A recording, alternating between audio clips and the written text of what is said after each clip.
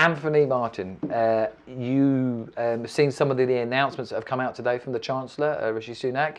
What's your thoughts in terms of where we are as we come to the end of this particular cycle? I think we need to be really careful on how much money we're spending, or the government's spending and throwing out there in wrong areas. I think they've got to be a little bit careful. The debt per head in the country is rising at a rate of knots.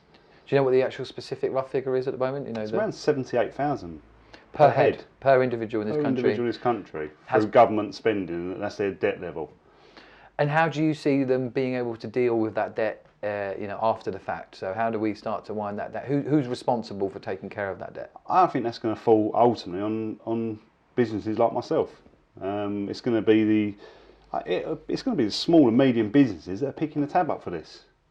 Do you know what percentage of those small and medium-sized enterprises make up of the tax revenue at the moment? I think it's around 35%.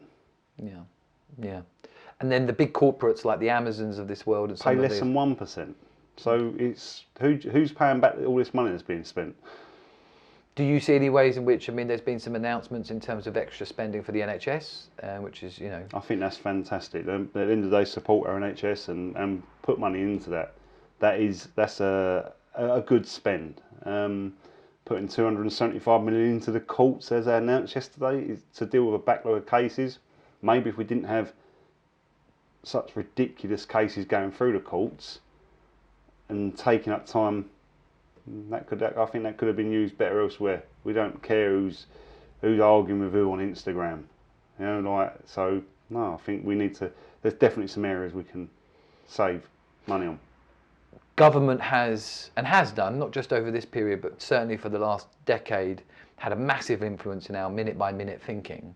In terms of us needing the government to control, I think legislation is the byword for day-to-day legislation is released by the government and has been for the last 15 years or so. What do you think as we come out of the EU? Where do you think we need to be with legislation? Do we need to continue to be writing that? Or? No, I think we need to. I think legislation needs to be curbed a little bit and go back to not a completely free society, but let's simplify processes, like planning processes. And I'm not saying that for personal benefit or gain or anything. I'm saying it's so complicated it doesn't need to be. Even like the legislation's for legislation. It's ridiculous. It just slows the whole economy down. Particularly when there's a housing shortage, of course. So we do need to kind of like look shortage of housing. But I'll tell you what though, we're going to make it extra hard work for you to get planning to build them houses. And you think, really, do you want more houses? Yeah. But overall, do you still have confidence in the government that these things can be changed, or is it a reality check? I think a lot of public servants have never operated in the private sector. No, the problem is you've got civil servants micromanaging people, and I think that's where the biggest issue is. Great. Thank you so much for taking the time to talk about it. Thanks.